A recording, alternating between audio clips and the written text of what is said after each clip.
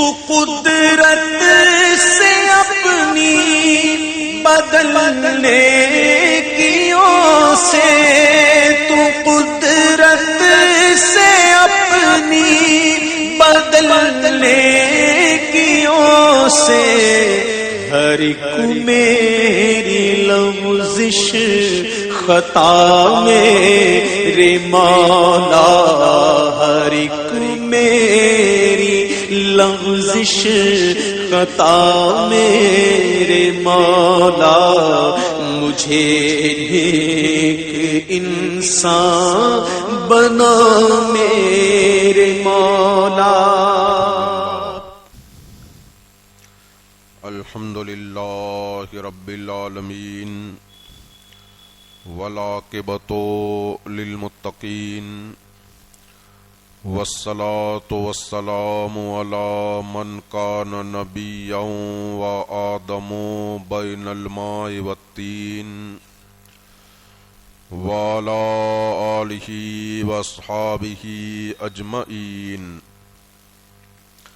اما بعد، فاعوذ باللہ من الشیطان الرجیم، بسم اللہ الرحمن الرحیم۔ من کفر باللہ من بعد ایمانہ الا من اکرہ وقلبہ مطمئن بالایمان، صدق اللہ العظیم وصدق رسولہ النبی الکریم، ونحن علی ذلک لمن الشاہدین والشاکرین، والحمد للہ رب العالمین۔ ان اللہ وملائکتہ یصلون علی النبی، یا ایھا الذین آمنوا صلوا علیہ وسلموا تسلیما۔ اللہم صل علی سیدنا مولانا محمد معدن الجود والکرم، منبع العلم والحلم والحکم، وآلہ الکرام وابنہ الکریم وامتہ الکریمۃ یا اکرم الاکرمین، وبارک وسلم صلاۃ تبقی وتدوم بدوام الملک الحی القیوم۔ ابھی خطبہ کے بعد رب العالمین جل جلالہ کے مقدس کلام قرآن مجید کی سورہ نحل کی ایک آیت کریمہ کا جز آپ حضرات کے سامنے تلاوت کیا۔ آیت مقدسہ کے اس جز میں رب العالمین جل جلالہ ارشاد فرماتا کہ من کفر باللہ من بعد ایمانہ، جو اللہ پر ایمان لانے کے بعد اللہ کے ساتھ کفر کرے، الا من اکرہ، مگر وہ آدمی جس کو مجبور کیا گیا، وقلبہ مطمئن بالایمان، اور اس کا دل جو ہے وہ ایمان پر مطمئن ہے، اس پر اس کو اطمینان ہے، تو اس آدمی پر کوئی مواخذہ اور گناہ نہیں ہے۔ یہ آیت مقدسہ کا ترجمہ اس کا بس انتر ہو گیا۔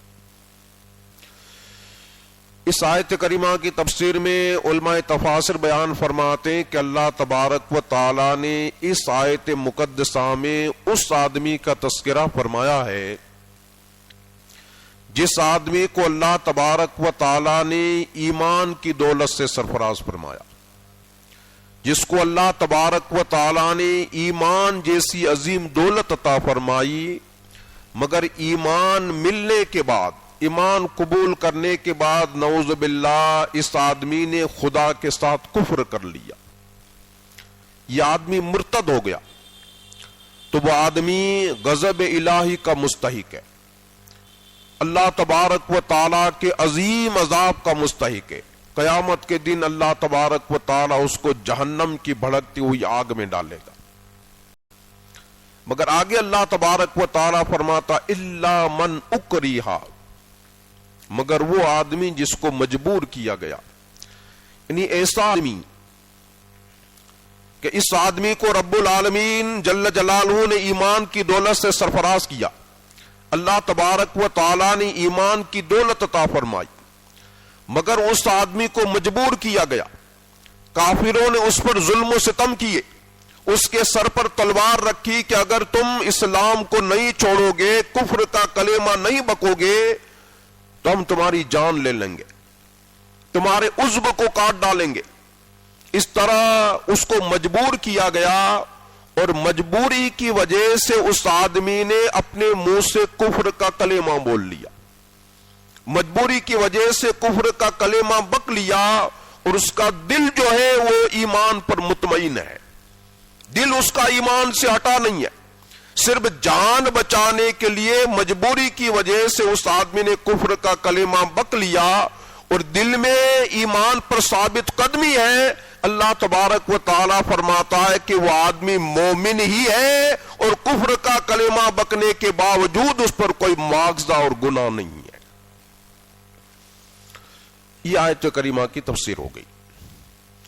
اس آیت کریمہ کی شان نزول میں علماء تفاسیر بیان فرماتے ہیں کہ حضور سرور کائنات صلی اللہ تعالی علیہ وسلم کے ایک جلیل القدر صحابی ہیں جن کا نام ہے حضرت یاسر رضی اللہ تعالیٰ عنہ۔ حضور کے اعلان نبوت سے پہلے کی بات ہے، زمانہ جاہلیت کی۔ حضرت یاسر رضی اللہ تعالیٰ عنہ اپنے دو بھائیوں کے ساتھ مکہ میں تشریف لائے۔ ان کے دو جو بھائی تھے وہ تو اپنا کام نپٹانے کے بعد اپنے وطن واپس چلے گئے، مگر حضرت یاسر رضی اللہ تعالیٰ عنہ نے یہ تہیہ کر لیا کہ یہ مقدس سرزمین چھوڑ کر میں کہیں نہیں جاؤں گا، مجھے یہی مکہ میں رہنا ہے۔ چنانچہ حضرت یاسر رضی اللہ تعالیٰ عنہ نے شہر مکہ میں بسیرا کر لیا۔ اب وہاں شہر مکہ میں ان کا کوئی تھا تو نہیں، نہ کوئی خاندان، نہ قبیلہ، نہ کوئی رشتہ دار۔ ابو حذیفہ بن مغیرہ نام کے ایک آدمی نے ان کے ساتھ یہ بھلائی کی کہ اس کی ایک باندی تھی جس کا نام تھا بی بی سمیہ رضی اللہ تعالیٰ عنہ۔ یہ ابو حذیفہ نے ان کے ساتھ بھلائی کرتے ہوئے اپنی باندی کا نکاح یاسر کے ساتھ کر دیا۔ حضرت یاسر رضی اللہ تعالیٰ عنہ کا گھر آباد ہو گیا۔ اچھا، حضرت یاسر رضی اللہ تعالیٰ عنہ کو اللہ تبارک و تعالیٰ نے حضرت سمیہ کے بطن سے دو بچے عطا فرمائے، ایک حضرت عمار اور دوسرے حضرت عبداللہ۔ اس طرح حضرت یاسر رضی اللہ تعالیٰ عنہ کا چھوٹا سا پریوار مکہ میں آباد ہو گیا۔ اگرچہ یہ لوگ غریب تھے، غریب گھرانہ تھا، مگر چھوٹا موٹا کام کر کے ان کی زندگی شہر مکہ میں خوشحالی کے ساتھ بسر ہو رہی تھی۔ اسی دوران مکہ کی فضاؤں میں صدا گونجی، قولوا لا الہ الا اللہ تفلحوا، اے لوگو لا الہ الا اللہ کو کامیاب ہو جاؤ گے۔ پیغمبر اسلام حضور سرور کائنات صلی اللہ تعالی علیہ وسلم نے مکہ کی دھرتی پر نبوت کا اعلان فرمایا۔ یہ چھوٹا سا پریوار، غریب گھرانہ، ان کو یہ لا الہ الا اللہ کی صدا بڑی دلکش لگی، بڑی پسند آئی، اور یہ چھوٹا سا پورا پریوار، پورا گھرانہ کلمہ پڑھ کر مشرب اسلام ہو گیا۔ اللہ اکبر۔ جب اہل مکہ کو پتا چلا، مکہ کے سرداروں کو، کہ وہ یاسر کا گھرانہ جس کو ہم نے مکہ میں جگہ دی تھی، ہم نے جس کا گھر آباد کیا تھا، مکہ کی ناگرکتا ہم دینے والے، یہ ہمارے باپ داداؤں کا مذہب چھوڑے، محمد عربی کا کلمہ پڑھے۔ اب یہ حضرت یاسر ان کا کوئی قبیلہ تو تھا نہیں، نہ کوئی مالی اثر و رسوخ تھا، نہ کوئی سیاسی اثر و رسوخ تھا، کوئی بچانے والا نہیں تھا، لہذا نعوذ باللہ اس پورے گھرانے پر کافی ظلم و ستم کیے جاتے تھے۔ تاریخ بتاتی ہے کہ حضرت یاسر، حضرت سمیہ، ان کے دونوں بچوں کو مکہ کی تپتی ہوئی ریت پر، جبکہ دوپہر کے وقت یہ ریت تنور کی طرح گرم ہو جاتی، یہ پورے پریوار کو اس ریت پر لٹا دیا جاتا اور ان سے کہا جاتا کہ اسلام کا کلمہ چھوڑو، اسلام کا کلمہ چھوڑو۔ یہ پورا گھرانہ چھوٹا سا غریب پریوار ہے، ظلم و ستم کیے جا رہے ہیں، کوئی بچانے والا نہیں، مگر سبحان اللہ ان کافی ظلم و ستم کے باوجود حضرت یاسر کا یہ گھرانہ ایک ذرہ برابر بھی ایمان کو نہیں چھوڑتا۔ عذاب دیے جا رہے ہیں، سختیاں کی جا رہی ہیں۔ کبھی کبھار سرکار کا گزر ہوتا، سرکار دو عالم صلی اللہ تعالی علیہ وسلم مشاہدہ فرماتے کہ یاسر کے پورے گھرانے کو، بیوی ہے، بچے ہیں، تپتی ہوئی ریت پر لٹایا گیا، ان سے کہا جا رہا ہے کہ محمد عربی کا کلمہ چھوڑو، مگر یہ سارے ظلم و ستم برداشت کر رہے ہیں، سارے عذاب، ساری تکلیفوں کو برداشت کر رہے ہیں۔ سرکار دو عالم صلی اللہ تعالی علیہ وسلم گزرتے، سرکار ارشاد فرماتے صبرن یا آل یاسر، صبرن یا آل یاسر موعدکم الجنہ، اے یاسر کے گھرانے والوں صبر کرنا، یاسر کے گھرانے والوں صبر کرنا، تمہارا وعدہ جنت کا وعدہ ہے۔ ظلم و ستم برداشت کر رہے ہیں۔ حضرت یاسر رضی اللہ تعالیٰ عنہ کے جوان بیٹے حضرت عمار بن یاسر، ایک جوان بیٹا، مگر حضرت یاسر پر کیسے ظلم و ستم، یہ حضرت عمار پر کیسے ظلم و ستم کیے جاتے؟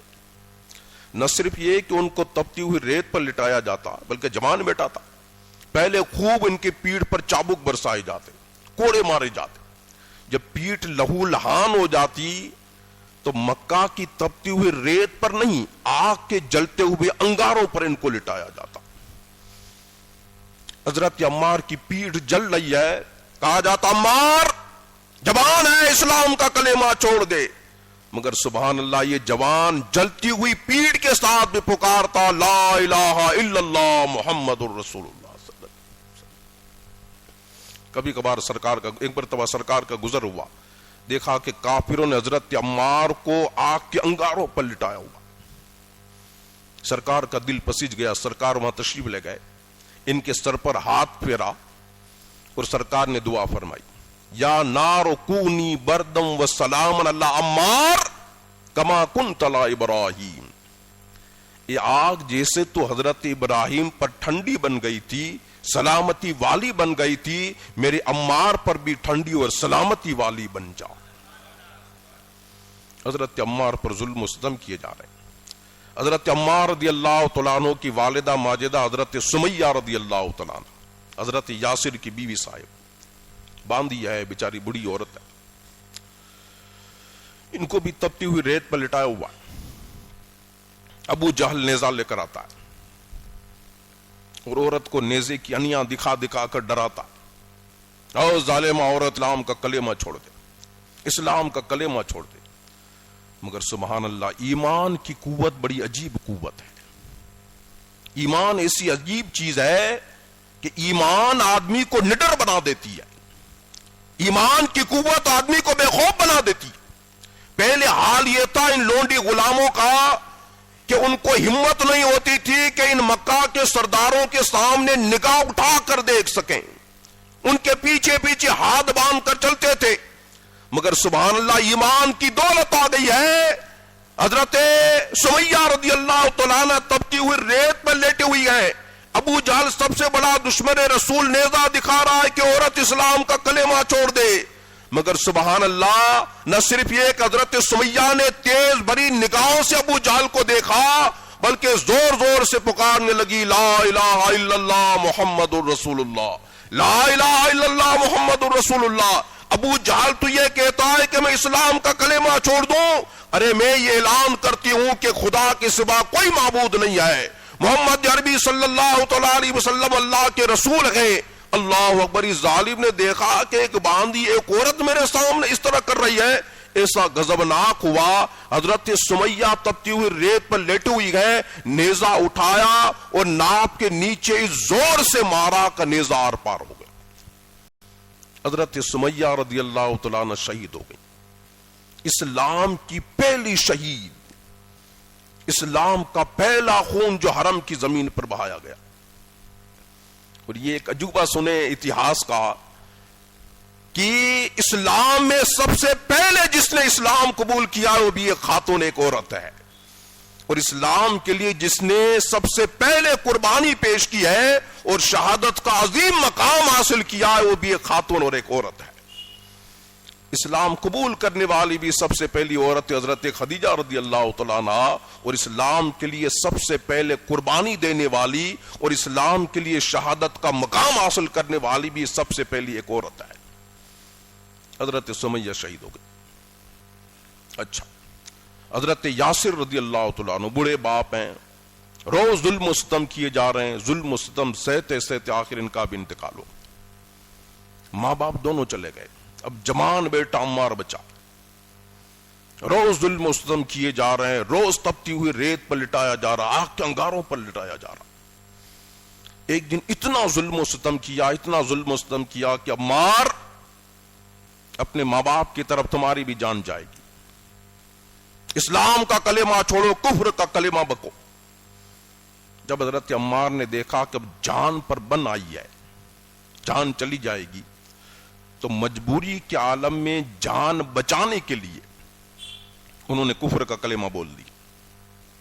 کفر کا کلمہ تو بول دیا، مگر اداسی چھا گئی چہرے پر، رنج و غم کے آثار نمودار ہوئے کہ ہائے میں نے کیا کر دیا، کہیں میرا ایمان تو نہیں چلا گیا، کہیں میرا ایمان تو نہیں چلا گیا۔ رنج و غم کی حالت میں چہرے پر اداسی چھائی ہوئی ہے، غمگینی چھائی ہوئی ہے، اس حال میں سرکار کے دربار میں پہنچے۔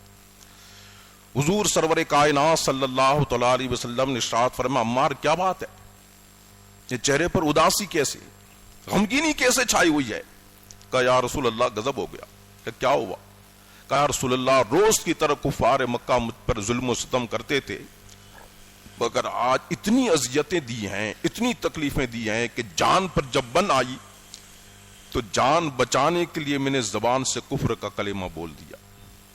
یا رسول اللہ اب کیا ہوا، میرا ایمان سلامت رہا یا میں کافر ہو گیا؟ سرکار دو عالم صلی اللہ تعالی علیہ وسلم نے ارشاد فرمایا، عمار بتاؤ جب تم کفر کا کلمہ بول رہے تھے اس وقت تمہارے دل کا کیا حال تھا، تمہارے دل میں کیا تھا؟ کہا یا رسول اللہ دل میرا ایمان پر، اللہ کی توحید پر مطمئن تھا، زبان سے تو کفر کا کلمہ بول رہا تھا مگر دل میں یہی تھا کہ یہ کافر جھوٹے ہیں، کافروں کا مذہب جھوٹا ہے، میرا رب پر ایمان ہے، رب کی توحید پر ایمان ہے، حضور کی رسالت پر ایمان ہے، میرے دل کے اندر ایمان کے اندر کوئی لغزش، کوئی ڈگمگاہٹ نہیں آئی تھی۔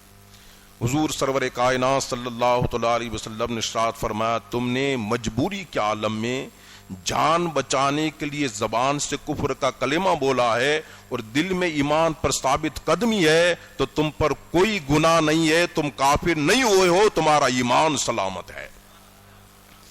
اس موقع پر قرآن مجید کی آیت کریمہ نازل ہوئی، من کفر باللہ من بعد ایمانہ،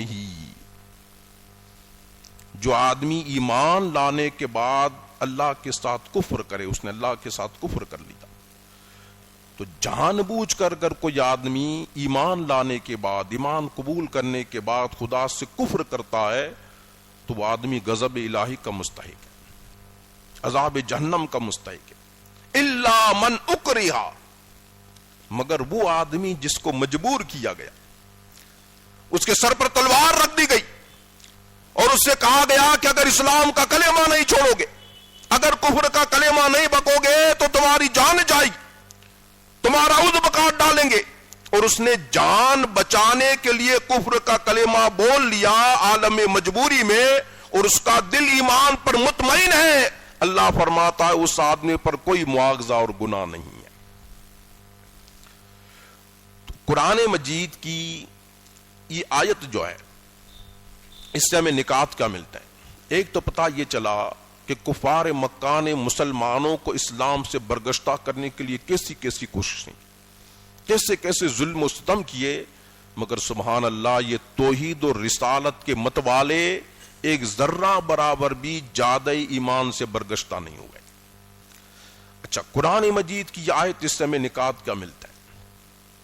سب سے پہلا نقطہ جو قرآن مجید کی اس آیت سے ہمیں ملتا ہے وہ یہ کہ کسی آدمی کو اللہ تبارک و تعالی نے ایمان کی دولت سے سرفراز کیا، وہ آدمی مومن ہے، ایمان کی انمول دولت اس کے پاس ہے، اور اچانک کافروں نے اس کو مجبور کر دیا کہ وہ کفر کا کلمہ بولے، اور اس آدمی کو خطرہ ہو کہ اگر میں زبان سے کفر کا کلمہ نہیں بولوں گا تو کافر مجھے قتل کر دیں گے، تو شریعت کی طرف سے اس آدمی کو رخصت اور اجازت ہے کہ جان بچانے کے لیے وہ زبان سے کفر کا کلمہ بول سکتا ہے۔ دل میں ایمان پر ثابت قدمی ہونی چاہیے، دل میں یہی ہو کہ میرا خدا پر ایمان ہے، صرف جو جان بچانے کے لیے زبان سے کفر کا کلمہ بول لیتا ہے تو اس کو اجازت ہے.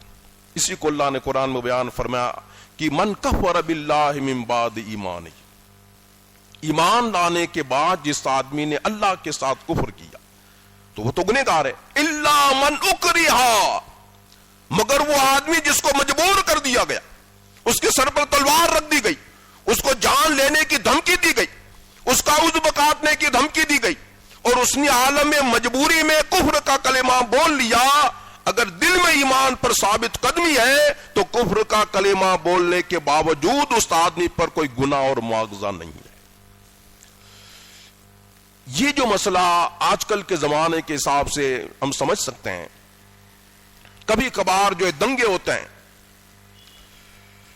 تو کچھ مسلمانوں کو کافر لوگ پکڑ لیتے ہیں، یا کوئی مسلمان اس علاقے میں چلا گیا جہاں کوئی مسلمان ہی نہیں ہے، یا ڈرائیور لوگ کبھی راستوں سے گزرتے ہیں تو ان کو پکڑ لیتے ہیں.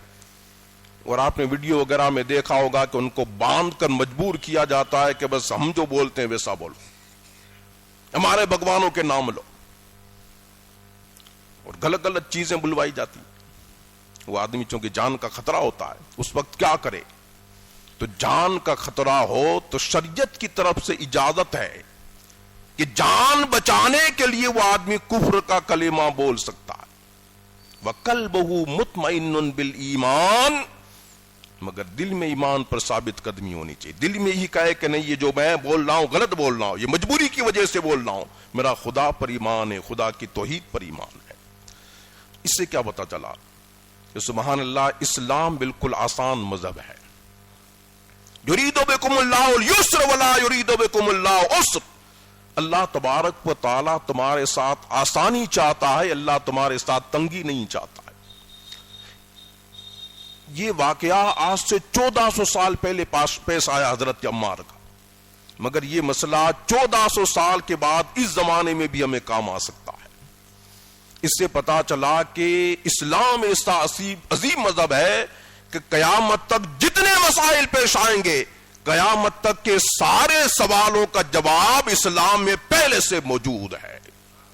اسلام میں پہلے سے موجود ہے. بھئی کوئی آدمی کو مجبور کر دیا گیا تو کیا کرے؟ اچھا، دوسرا مسئلہ، ایک آدمی، اس کو اللہ تبارک و تعالیٰ نے ایمان کی دولت سے سرفراز کیا، کافروں نے اس کو مجبور کر دیا کہ کفر کا کلمہ بولے.